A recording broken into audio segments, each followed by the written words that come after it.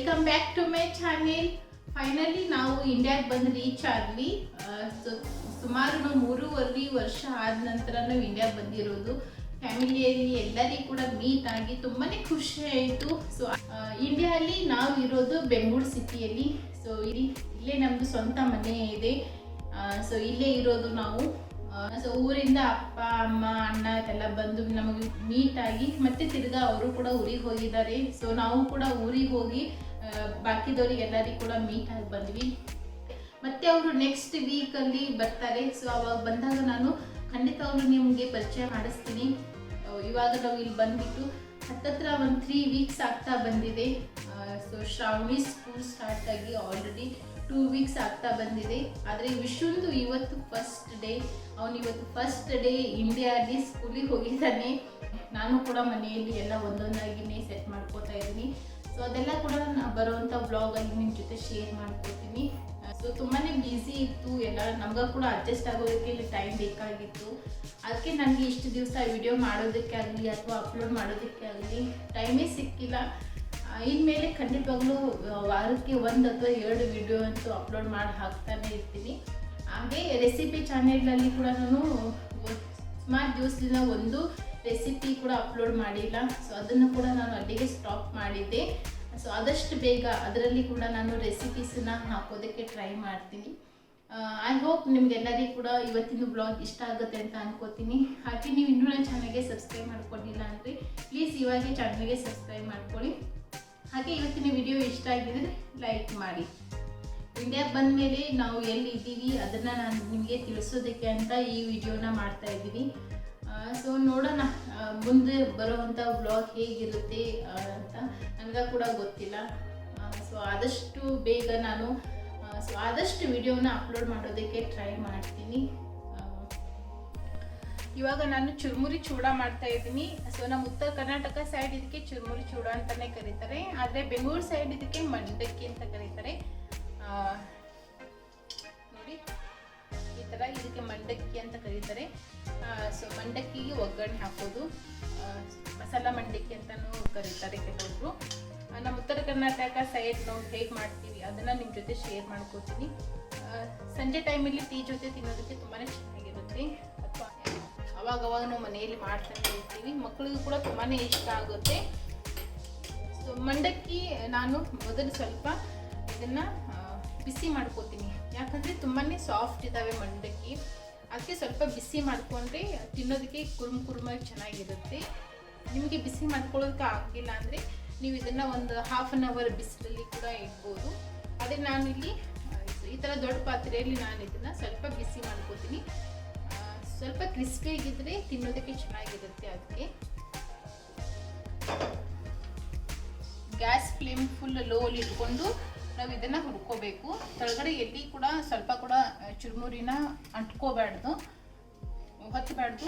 ಆ ಥರ ಹುರ್ಕೊಳ್ಳಿ. 1-2 ನಿಮಿಷ ಹುರ್ಕೊಂಡ್ರೆ ಸಾಕು.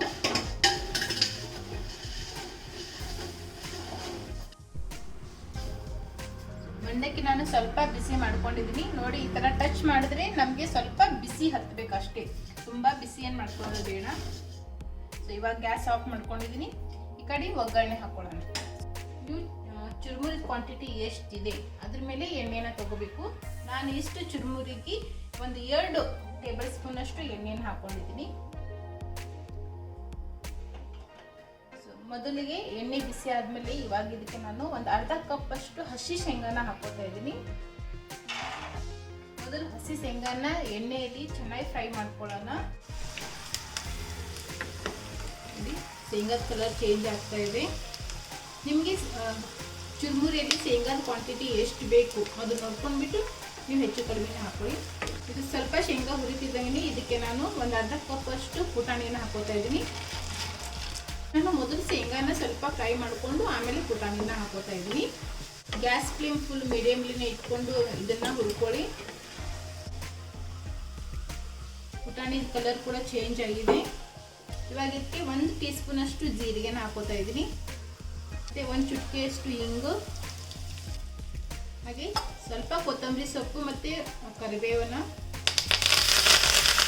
ಮತ್ತು ಒಂದು 8ರಿಂದ 9 ಬೆಳ್ಳುಳ್ಳಿನ ಜಜ್ಜಿ ಹಾಕೋತಾ ಇದ್ದೀನಿ.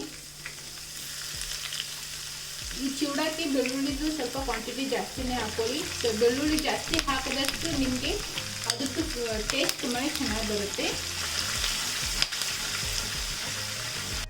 ನಾನಿಲ್ಲಿ ಸ್ವಲ್ಪ ಕ್ವಾಂಟಿಟಿಯಲ್ಲಿ ಮಾಡ್ತಾ ಇರೋದ್ರಿಂದ ಎಲ್ಲನೂ ಕೂಡ ಒಟ್ಟಿಗೆ ಒಂದೇ ಸರ್ತಿ ಒಗ್ಗರಣೆನ ಹಾಕೋತಾ ಇದ್ದೀನಿ. ಅಕಸ್ಮಾತ್ ನೀವು ಜಾಸ್ತಿ ಕ್ವಾಂಟಿಟಿಯಲ್ಲಿ ನೀವು ಇದನ್ನು ಮಾಡ್ತಾ ಇದ್ದೀರಾ ಅಂದರೆ ಸೊ ಇವಾಗ ಹಾಕಿರೋದು ಏನೇನಿದೆ ಅದೆಲ್ಲ ಕೂಡ ಸೆಪ್ರೇಟ್ ಒಂದೊಂದಾಗಿನೇ ಹಾಕೊಳ್ತಾ ಫ್ರೈ ಮಾಡಿಕೊಂಡು ಆಮೇಲೆ ನೀವು ಮಂಡಕ್ಕಿಗೆ ಹಾಕೋಬೇಕು. ಇಲ್ಲಾಂದರೆ ಈ ಥರ ಕೂಡ ಮಾಡ್ಕೋಬೋದು. ತುಂಬ ಬೇಗನೆ ಆಗುತ್ತೆ ಇದು, ಜಾಸ್ತಿ ಟೈಮ್ ಏನು ಹಿಡಿಯೋಲ್ಲ ನಿಮಗೆ.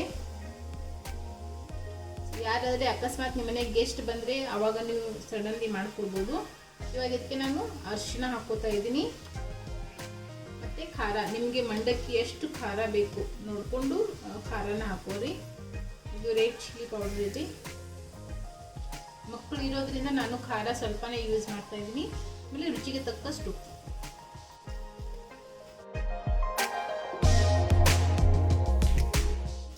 ಎಣ್ಣೆಯಲ್ಲಿ ಚೆನ್ನಾಗಿ ಇದನ್ನು ಈ ರೀತಿ ಫ್ರೈ ಮಾಡ್ಕೋಬೇಕು. ಅವಾಗ ಕಲರ್ ತುಂಬಾ ಚೆನ್ನಾಗಿ ಬರುತ್ತೆ. ಸ್ಮೆಲ್ ಅಂತೂ ತುಂಬಾ ಚೆನ್ನಾಗಿ ಬರ್ತಾ ಇದೆ. ಸೊ ನಮ್ಮ ಉತ್ತರ ಕರ್ನಾಟಕ ಸೈಡ್ ಇದು ತುಂಬಾ ಕಾಮನ್ ಆಗಿದೆ. ಎಲ್ಲ ಪ್ರತಿಯೊಬ್ಬರ ಮನೆಯಲ್ಲಿ ಇದು ಮಾಡ್ತಾರೆ, ಇದ್ದೇ ಇರುತ್ತೆ. ಆದರೆ ಬೆಂಗಳೂರು ಸೈಡ್ ಅಂದರೆ ಸ್ವಲ್ಪ ಕಡಿಮೆನೇ. ಇವಾಗ ಇದು ಒಗ್ಗರಣೆ ಆಗಿದ್ದು ಸರ್ ಆಫ್ ಮಾಡ್ಕೋತೀನಿ.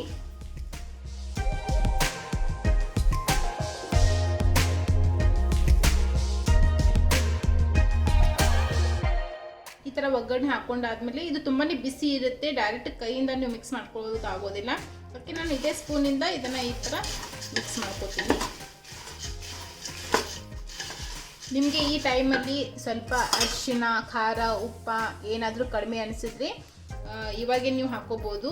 ಯಾಕಂದರೆ ಬಿಸಿ ಇರುತ್ತಲ್ಲ, ಅದು ಬೇಗ ಇಮಿಡಿಯೇಟ್ಲಿ ಮಿಕ್ಸ್ ಆಗಿಬಿಡುತ್ತೆ, ಏನಾಗೋದಿಲ್ಲ.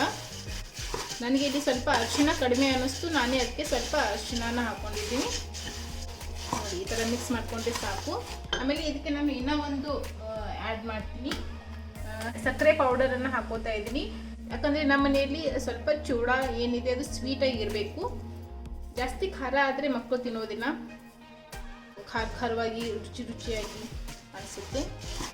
ನಿಮಗೆ ಸ್ವೀಟ್ ಇಷ್ಟ ಇಲ್ಲ ಅಂದರೆ ನೀವು ಸಕ್ಕರೆ ಪೌಡರನ್ನು ಸ್ಕಿಪ್ ಮಾಡ್ಕೋಬೋದು.